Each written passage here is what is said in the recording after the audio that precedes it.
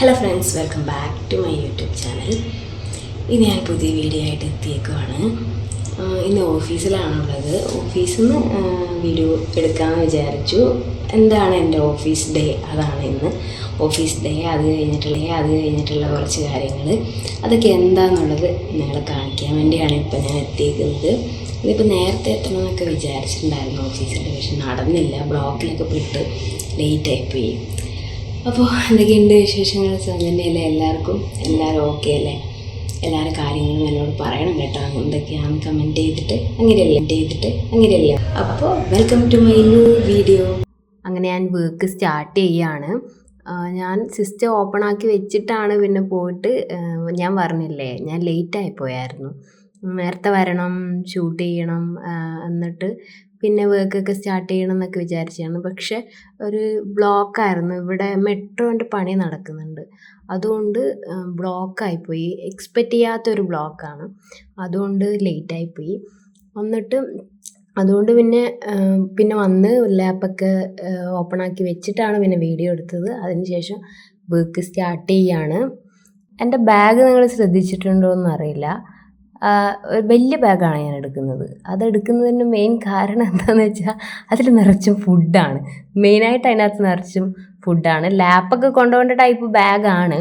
Laptop വെക്കേണ്ട സ്ഥലത്ത് ഞാൻ വെക്കുന്നത് ഫുഡാണ്. ഞാനിപ്പോൾ മോർണിംഗ് ഒരു 11 ആ ടൈം കഴിക്കുന്ന ഫുഡ്, പിന്നെ ഉച്ചയ്ക്ക് കഴിക്കുന്നത്, അത് കഴിഞ്ഞ് ഒരു 4 മണി ആ ടൈം കഴിക്കുന്ന ഫുഡ്, ഇങ്ങനെ ഇതൊക്കെ വെക്കേണ്ടത് കൊണ്ട് ഞാൻ ആദ്യമേ ഒരു നല്ല വലിയ ബാഗ് നോക്കി വാങ്ങിച്ചു.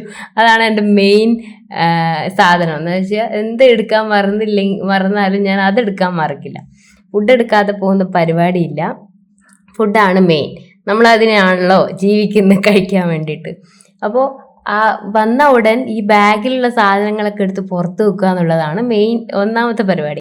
സ്പെക്സ്, മൊബൈല്, ഇയർപോഡ്, പിന്നെ അതുപോലെ പിന്നെ പാത്രങ്ങൾ മീൻസ് ഈ 11 മണിക്ക് കഴിക്കേണ്ടത്, അതുപോലെ 4 മണിക്ക് കഴിക്കേണ്ടത്, ഇത് രണ്ടും എടുത്ത് ഞാൻ ആ സൈഡിൽ അവിടെ വെക്കും. അവിടെ വെച്ച് കഴിഞ്ഞിട്ട് പിന്നെ ടൈം ആകുമ്പോൾ എടുത്ത് കഴിക്കാമല്ലോ പെട്ടെന്ന് തന്നെ. അത് അന്നേരം വീണ്ടും എന്തായാലും വർക്ക് ചെയ്തുകൊണ്ടിരിക്കുന്ന ടൈമായിരിക്കും ഞാൻ കഴിക്കാൻ എടുക്കുന്നത്. അപ്പോൾ പിന്നെ വീണ്ടും കുനിഞ്ഞതെടുത്ത് അങ്ങനെ ഇതാക്കണ്ടല്ലോ എന്ന് വിചാരിച്ചിട്ട് ഞാൻ അതവിടെ വെക്കും. പിന്നെ ലഞ്ചൊന്നും പുറത്ത് വെക്കില്ല, ലഞ്ച് ബാഗിൽ തന്നെ വെക്കും. അത് പോകുന്ന ടൈം മാത്രം ബാഗിൽ നിന്ന് എടുക്കും. അങ്ങനെ വർക്ക് സ്റ്റാർട്ട് ചെയ്തു. ഫസ്റ്റ് തന്നെ ഭയങ്കര ഒന്ന് ബ്ലാങ്ക് ആയിരിക്കും. എൻ്റെ കാര്യമാണ്. വന്നു കഴിഞ്ഞാൽ എന്തൊക്കെ എങ്ങനെയെന്നുള്ള ആ ഒരു കൺഫ്യൂഷനിൽ ഇങ്ങനെ നിൽക്കുമായിരിക്കും. അപ്പോഴാണ് ഞാൻ ടു ഡു ലിസ്റ്റ് എഴുതുമെന്ന് പറഞ്ഞായിരുന്നല്ലോ. അപ്പോൾ ഞാൻ ഒന്ന് സിസ്റ്റമൊക്കെ ഓണാക്കി വെച്ച് പിന്നെ ടു ഡു ലിസ്റ്റൊക്കെ എഴുതി കഴിഞ്ഞപ്പോഴാണ് ഒരു ട്രാക്കിലേക്ക് വരുന്നത്.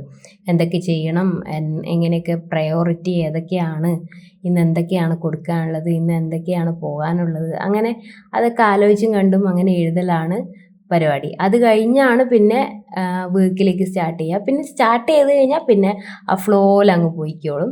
ഞാൻ ഇഷ്ടപ്പെട്ട് ചെയ്യുന്ന ജോലിയാണിത്. ഞാൻ വേറെ ഫീൽഡിലേക്ക് പോകണമെന്ന് വിചാരിച്ചിട്ട് മാറി ഫീൽഡിൽ വന്ന ആളൊന്നുമല്ല. ഞാൻ ഓൾറെഡി നിങ്ങളോട് പറഞ്ഞിട്ടുണ്ട്.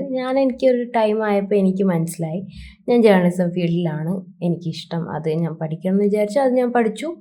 അതുപോലെ ഞാൻ ഒരു പ്രൊഫഷണൽ PG തന്നെ വേണം എന്നുള്ളത് കൊണ്ട് ജേർണലിസം ഒരു പ്രൊഫഷണൽ PG ആയതുകൊണ്ട് അങ്ങനെ പഠിച്ചിട്ടാണ് ഞാൻ ജോബിന് കയറിയത്. ഇപ്പം ജേർണലിസം അല്ല, പക്ഷേ അഡ്വർടൈസിങ് ഫീൽഡിലാണെങ്കിലും റൈറ്റിംഗ് ആണല്ലോ, എന്തായാലും റൈറ്റിംഗ് ആണ്. അതുകൊണ്ട് അത്ര വലിയ ചേഞ്ച് ഉള്ളതായിട്ട് എനിക്ക് തോന്നിയിട്ടില്ല. അപ്പോൾ ഞാൻ ഇഷ്ടപ്പെട്ട് ചെയ്യുന്ന ജോലി ആയതുകൊണ്ട് തന്നെ ഇഷ്ടപ്പെട്ടത് ചെയ്യുമ്പോൾ നമുക്ക് കഷ്ടപ്പാടുണ്ടാവില്ല എന്ന് പറയില്ലേ. കഷ്ടപ്പാടൊക്കെ ഉണ്ട്, ബുദ്ധിമുട്ടും കഷ്ടപ്പാടൊക്കെ ഉണ്ട്, ഇല്ല എന്നൊന്നും പറയുന്നില്ല. ഒന്നും ഈസി അല്ല, എല്ലാം ബുദ്ധിമുട്ടുള്ള കാര്യമാണ്.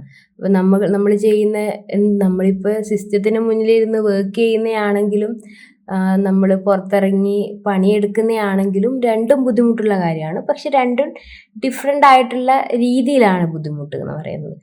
പുറത്തിറങ്ങി പണിയെടുക്കുന്ന ഈ ചൂടത്തൊക്കെ പുറത്തിറങ്ങി പണിയെടുക്കുന്നതിന് ഞാൻ കുറച്ച് കാണുന്നൊന്നുമല്ല, ഭയങ്കര ഡിഫിക്കൽട്ടായിട്ടുള്ള കാര്യമാണ് അത് എന്നുള്ളത് എനിക്ക് നന്നായിട്ട് അറിയാം. അതിനെ വെച്ച് നോക്കുമ്പോൾ നമ്മളിപ്പോൾ റൂമിലൊക്കെ ഇരുന്ന് AC റൂമിലിരുന്ന് സിസ്റ്റത്തിൽ വർക്ക് ചെയ്യുന്നു എന്നുള്ളത് അതിനെ വെച്ച് നോക്കുമ്പോൾ കുറച്ച് കുറവായിരിക്കാം. പക്ഷെ നമ്മുടെ ബ്രെയിൻ നന്നായിട്ട് വർക്ക് ചെയ്യുന്നുണ്ട്. നമ്മൾ അത്രയും ആലോചിച്ചും കണ്ടും ഓരോ കാര്യങ്ങൾ ചെയ്യുന്നതും മാനേജ് ചെയ്ത് ഓരോന്ന് കൊണ്ടുപോകുന്നതും ഭയങ്കര ടാസ്ക്കായ പരിപാടി തന്നെയാണ്. അതൊക്കെ ഉണ്ട്. അതെല്ലാ ജോലിക്കും റിലേറ്റ് ചെയ്ത് എല്ലാ ജോലിക്കും നല്ലതും അതിൻ്റെ പ്രോബ്ലങ്ങളും ഒക്കെ ഉണ്ട്.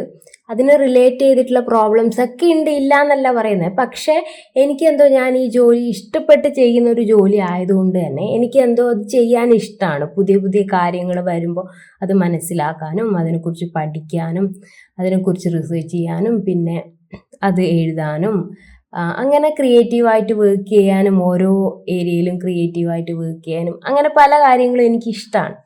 അതുകൊണ്ട് തന്നെ എനിക്ക് അത്ര മടുപ്പ് തോന്നുന്നില്ല ഈ ജോലി ചെയ്തിട്ട്. ഞാൻ കുറേ കാലമായിട്ട് ഈ ജോലി ചെയ്യുന്നതാണ്, എന്നിട്ടും എനിക്ക് മടുപ്പ് തോന്നുന്നില്ല. പക്ഷേ എനിക്ക് ഈ കണ്ടന്റ് ക്രിയേഷൻ, കണ്ടന്റ് റൈറ്റിംഗ് പോലെ തന്നെ ഇഷ്ടമുള്ള ഒരു കാര്യമാണ് കണ്ടന്റ് ക്രിയേഷൻ. അതായത് ഇപ്പം ഞാൻ ചെയ്തുകൊണ്ടിരിക്കുന്ന വർക്ക്, നിങ്ങൾ കണ്ടുകൊണ്ടിരിക്കുന്ന യൂട്യൂബ്, അതൊക്കെയാണ് കണ്ടന്റ് ക്രിയേഷൻ ഉൾപ്പെടുന്നത്. അത് നിങ്ങൾക്കറിയാലോ. അപ്പോൾ അതെനിക്ക് ഇഷ്ടമുള്ളൊരു കാര്യമായതുകൊണ്ടാണ് ഞാൻ എൻ്റെ വർക്കിൻ്റെ കൂടെ ഞാൻ ഇതും കൂടി ചെയ്യുന്നത്. അപ്പോൾ ഈ ഒരു കേസ് വെച്ച് നോക്കുമ്പോൾ ഞാൻ ഹാപ്പിയാണ്. എൻ്റെ വർക്കിലായാലും എൻ്റെ കണ്ടന്റ് ക്രിയേഷനിലാണെങ്കിലും ഇപ്പോൾ ഉള്ളത് വെച്ചിട്ട് ഞാൻ ഹാപ്പിയാണ്. കാരണം നമ്മൾ ഉള്ളത് വെച്ച് നമ്മൾ ഹാപ്പി ആവണം. നമുക്ക് അങ്ങനെ വെച്ചിട്ട് ആ ഉള്ളത് വെച്ച് നമ്മൾ അതുപോലെ നിൽക്കണം എന്നല്ല, മുൻപോട്ട് വലിയ വലിയ ഡ്രീം വേണം. പക്ഷെ എപ്പോഴും നമ്മൾ ആ ഉള്ളത് വെച്ച് നമുക്ക് ഇപ്പോഴെന്താണ് പ്രസൻ്റ്ലി നമുക്ക് ഉള്ളത് അത് വെച്ചിട്ട് നമ്മൾ ഹാപ്പി ആയി കഴിഞ്ഞാൽ തന്നെ ലൈഫ് നല്ല കിടിലോസ്കി ആയിട്ട് അങ്ങോട്ട് പോയിക്കോളും. പിന്നെ എൻ്റെ 11 മണീൻ്റെ ഫുഡ് കഴിക്കേണ്ട ടൈമായി. ഓറഞ്ചാണ് ഇന്ന് എടുത്തത്. അപ്പോൾ അങ്ങനെ വർക്ക് ചെയ്തുകൊണ്ട് തന്നെ ഞാൻ ഓറഞ്ച് കഴിച്ചു. ഈ ഒരു വീക്ക് ആയപ്പോഴാണ് ഓഫീസിൽ നിന്ന് പറഞ്ഞത്, നമ്മുടെ സാറാണ് പറഞ്ഞത്, ഇങ്ങനെ വിഷു പ്രോഗ്രാം നടത്തുന്നുണ്ട്. വെള്ള ഡ്രസ്സ്, അതായത് കസവിൻ്റെ അങ്ങനത്തെ സെറ്റ് സാരി അങ്ങനത്തെ സെറ്റപ്പ് ഡ്രസ്സ് ഇട്ടിട്ട് വരണം, അതാണ് ഡ്രസ്സ് കോഡ് എന്നുള്ള രീതിയിൽ പറഞ്ഞിട്ടുണ്ടായിരുന്നു. അപ്പം അപ്പോഴാണ് ഈ വിഷു സെലിബ്രേഷനും കാര്യങ്ങളും ഉണ്ട് എന്നുള്ളത് മനസ്സിലായത്. പിന്നെ ഡയറക്റ്റ്ലി അത് കഴിഞ്ഞിട്ട് HR എന്നോട് വന്നിട്ട് പറഞ്ഞു, ശ്രുതി ഇങ്ങനെയാണ്, അപ്പോൾ ഈ ഡ്രസ്സ് നോക്കണം എന്നുള്ള രീതിയിൽ പറഞ്ഞു. അപ്പോൾ ഞാൻ പറഞ്ഞു എൻ്റെ കയ്യിൽ ഇല്ല എന്ന് പറഞ്ഞു. അപ്പോൾ പറഞ്ഞാൽ നമ്മളൊക്കെ അഡ്ജസ്റ്റ് ചെയ്യുന്നതാണ്, എങ്ങനെയെങ്കിലും നോക്കൂ അഡ്ജസ്റ്റ് ചെയ്തിട്ട് എന്ന് പറഞ്ഞു. അപ്പം ഞാൻ വിചാരിച്ചു, ഞാനങ്ങനെ ഈ ഇതിനൊന്നും അങ്ങനെ ഫങ്ഷൻസിനൊന്നും ഓരോ ഫങ്ഷൻസിന് ഇങ്ങനെ ഒരു ഫങ്ഷൻസിന് ഒരു ഡ്രസ്സ്, ഒരു ഫങ്ഷൻ ഒരു ഡ്രസ്സ്, ഒരു ഫങ്ഷൻ ഒരു ഡ്രസ്സ് അങ്ങനെ എടുക്കുന്ന ആളല്ല. എനിക്ക് അങ്ങനെ എടുക്കുന്ന ഇഷ്ടമല്ല. കാരണം എന്താ വെച്ചാൽ നമ്മളത് പിന്നെ യൂസ് ചെയ്യുന്നില്ലല്ലോ.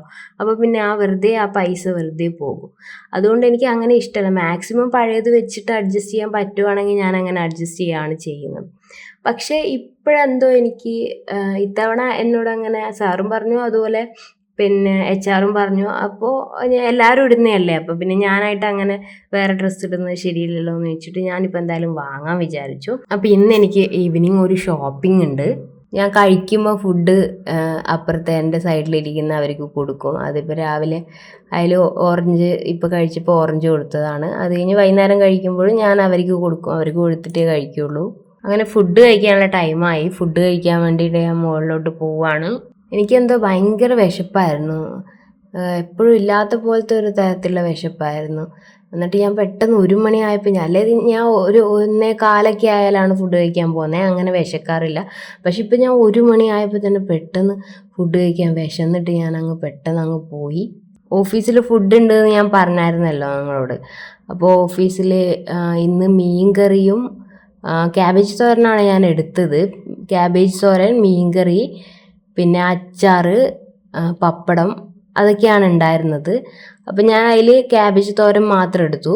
പിന്നെ എന്നിട്ട് ഞാൻ കൊണ്ടുവന്നത് എന്താണെന്ന് വെച്ചാൽ ഞാൻ സാമ്പാറും അതുപോലെ ചക്കക്കുരു തോരനുമാണ് കൊണ്ടുവന്നത്. പിന്നെ അത് രണ്ടും, പിന്നെ അതുപോലെ ക്യാബേജ് തോരനും, അത് വെച്ചാണ് ഫുഡ് കഴിച്ചത്. ഫുഡ് കഴിച്ച് വന്നിട്ട് ഞാൻ വർക്ക് സ്റ്റാർട്ട് ചെയ്തു. അത് കഴിഞ്ഞ് പിന്നെ കുറച്ച് കഴിഞ്ഞപ്പോഴത്തേക്ക് വെള്ളം എടുക്കാൻ വേണ്ടി പോയി മുകളിലോട്ട്. വെള്ളം എടുക്കാൻ വേണ്ടി മുകളിലോട്ട് പോയപ്പോൾ അവിടുത്തെ മുകളിൽ നിന്ന് 3rd ഫ്ലോറിൽ നിന്നുള്ള വിഷ്വൽസാണ്. താഴെ ഇങ്ങനെ ബിൽഡിങ്ങൊക്കെ, വീട്, പിറകിൽ വീടാണ്, ഞാൻ മുമ്പ് കാണിച്ചിട്ടുണ്ട്. അത് കഴിഞ്ഞ് അല്ലാത്ത കുറച്ച് ഫ്ലാറ്റുകളും അങ്ങനെ കുറച്ച് ബിൽഡിങ്ങും കാര്യങ്ങളൊക്കെ ഉണ്ട് പിറകു വശത്ത്. അപ്പോൾ അതൊക്കെയാണ് ഇപ്പം നിങ്ങൾ കാണുന്നത്. കാക്കനാട് എന്ന് പറയുന്നത് ഞാൻ പറഞ്ഞില്ല അല്ലേ, ഞാൻ കാക്കനാടാണ് വർക്ക് ചെയ്തതെന്ന് പറഞ്ഞിട്ടുണ്ടായിരുന്നോ? കാക്കനാടാണ് ഞാൻ വർക്ക് ചെയ്യുന്ന സ്ഥലം. കാക്കനാട് എന്ന് പറയുന്നത് ഞാൻ ടൗൺ വെച്ച് നോക്കുമ്പോൾ അത്രയും റഷ് ആയിട്ടുള്ളൊരു സ്ഥലമല്ല. അവിടെ കുറച്ച് പച്ചപ്പും ഹരിതാപവും ഒക്കെ ഉണ്ട്. ഞാൻ കണ്ടില്ലേ, വീടിൻ്റെ പിറകെ തന്നെ, ഓഫീസിൻ്റെ പിറകെ തന്നെ ഇങ്ങനെ കുറച്ച് മരങ്ങളും കാര്യങ്ങളൊക്കെ ഉണ്ട്. നമ്മൾ ടൗണിലൊന്നും നമുക്ക് അങ്ങനെ മരങ്ങളൊന്നും കാണാനേ പറ്റില്ല. അങ്ങനെ എല്ലാം അടുത്തടുത്ത് വീടുകളും കാര്യങ്ങളൊക്കെ ആയിരിക്കും. അപ്പോൾ ഇവിടുന്ന് വേറൊരു സ്ഥലത്ത് വർക്കിന് വേറൊരു സ്ഥലത്തേക്ക് വന്ന പോലെ ഒരു ഫീലിംഗ് ആണ് എനിക്ക് തോന്നുന്നത്. അപ്പോൾ അതൊക്കെ കഴിഞ്ഞ് പിന്നെ വർക്കൊക്കെ കഴിഞ്ഞിട്ട് പിന്നെ അങ്ങനെ ഞാൻ ഇറങ്ങി ഓഫീസിൽ നിന്ന് ഇറങ്ങി ബസ്സിലാണ് പോകുന്നത്. അപ്പോൾ ഞാനിങ്ങനെ ബസ് സ്റ്റോപ്പിലേക്ക് പോയിക്കൊണ്ടിരിക്കുകയാണ്.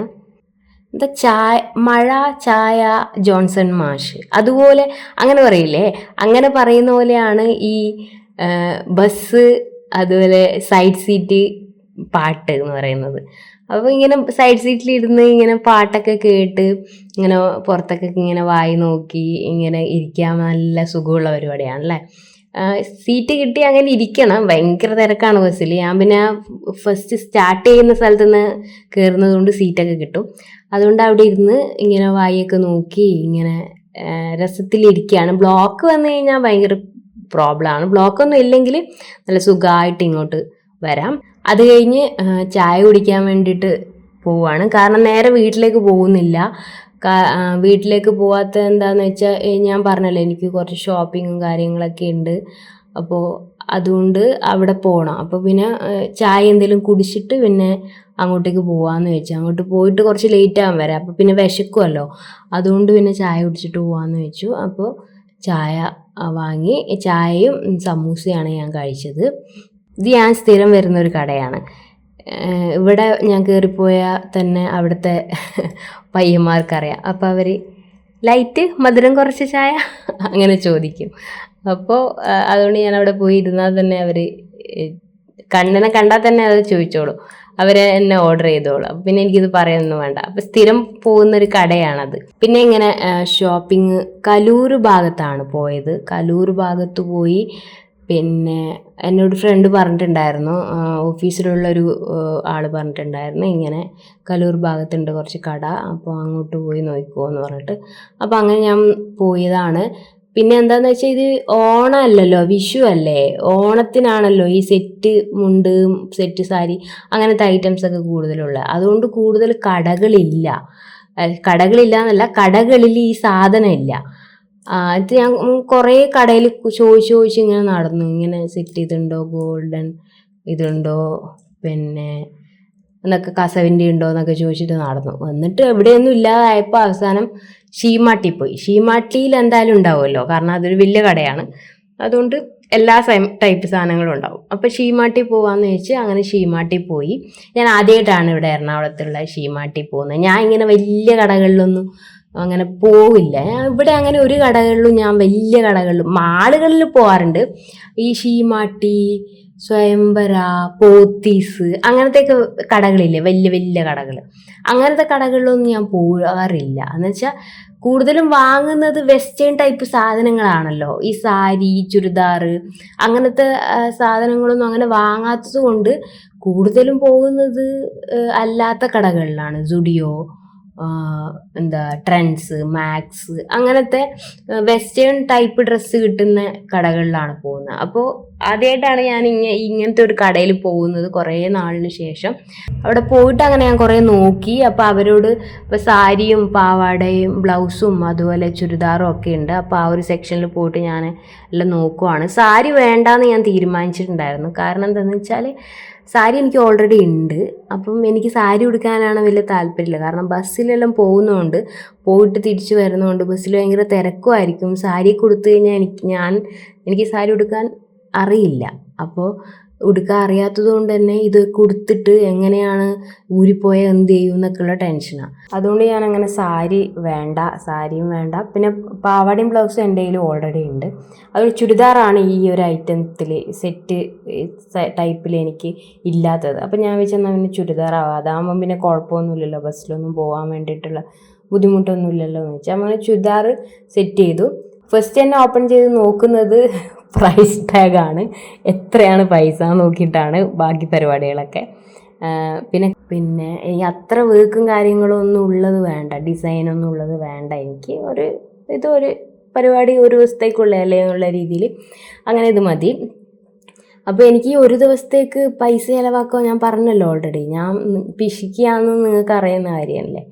അപ്പോൾ ഇങ്ങനെ പൈസ ചിലവാക്കുക എന്ന് പറഞ്ഞാൽ ഭയങ്കര ബുദ്ധിമുട്ടാണ്. പിന്നെ ഓഫീസിൻ്റെ കാര്യമൊക്കെ ഓർത്ത് അങ്ങനെ സെറ്റ് ചെയ്ത് അപ്പോൾ അത്രയൊക്കെയാണ് കാര്യങ്ങളുള്ളത്. എന്തൊക്കെയുണ്ട് നിങ്ങളുടെ കാര്യങ്ങൾ എന്നൊക്കെയുള്ളതൊക്കെ എനിക്ക് കമൻറ്റ് ചെയ്ത് അറിയിക്കണം കേട്ടോ. വീഡിയോ ഇഷ്ടപ്പെടുന്നുണ്ടെങ്കിൽ ലൈക്ക്, ഷെയർ, സബ്സ്ക്രൈബ്. അടുത്ത വീഡിയോ ആയിട്ട് ഞാൻ പെട്ടെന്ന് വരാം. Okay, by.